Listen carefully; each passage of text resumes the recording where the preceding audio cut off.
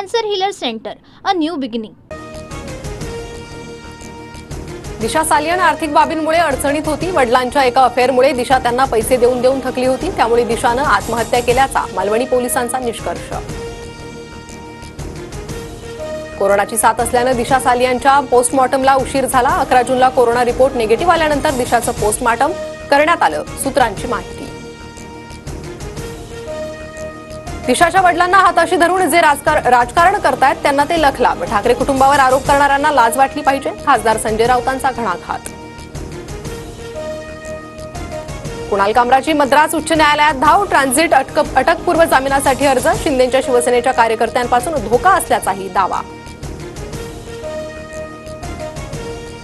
कुणाल कामराबाबत आता 3rd डिग्रीचा वापर करावा लागेल. वरिष्ठांच्या सूचनेमुळे आम्ही संयम बाळगून. शंभूराज देसाईंची कामरावर प्रतिक्रिया. मंत्री 3rd डिग्री देण्याच्या गोष्टी करतायत म्हणजे महाराष्ट्रात तालिबानी राज्य. कामराला तालिबानींप्रमाणे शिक्षा देणार असाल तर गद्दारांनाही तशीच शिक्षा देणार का? गद्दारांना 100 फटके आणि फाशीची शिक्षा दिली जाते. खासदार संजय राऊतांचं वक्तव्य.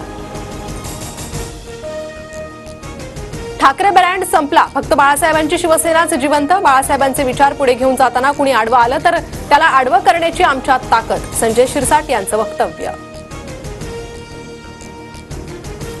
उद्धव ठाकरेंकडे औरंगजेब फॅन क्लबचं नेतृत्व. बावनकुळेंची टीका तर बावनकुळेंच्या बेडरूममध्ये आणि खिशात औरंगजेबाचा फोटो असेल. संजय राऊतांचा पलटवार.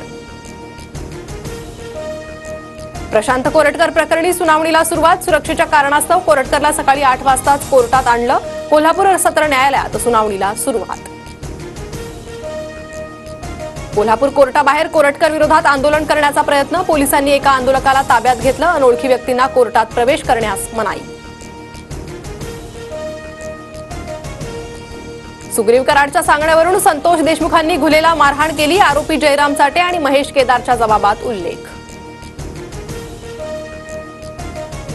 ज्ञानेश्वरी मुंडे 3 एप्रिल नंतर मुख्यमंत्री फडणवीसांची भेट घेणार. नवनीत कावत यांच्यावर विश्वास ठेवत उपोषण तात्पुरतं स्थगित. ज्ञानेश्वरी मुंडे यांची माहिती. महादेव मुंडे हत्या प्रकरणात तपास होत नसल्याचा आरोप.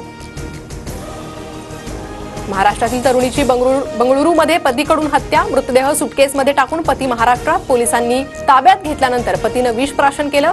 पती राकेश खेडेकरवर ससून रुग्णालयात उपचार सुरू.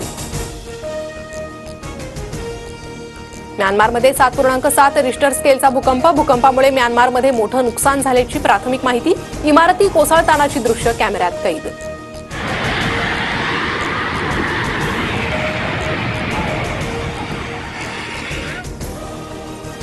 महाराष्ट्राची लोकप्रिय वृत्तवाहिनी आता फ्री डिशवर. 1 एप्रिलपासून TV9 मराठी डीडी फ्री डिशवर पाहता येणार. डीडी फ्री डिशच्या प्रेक्षकांना 68 क्रमांकावर TV9 मराठी दिसणार.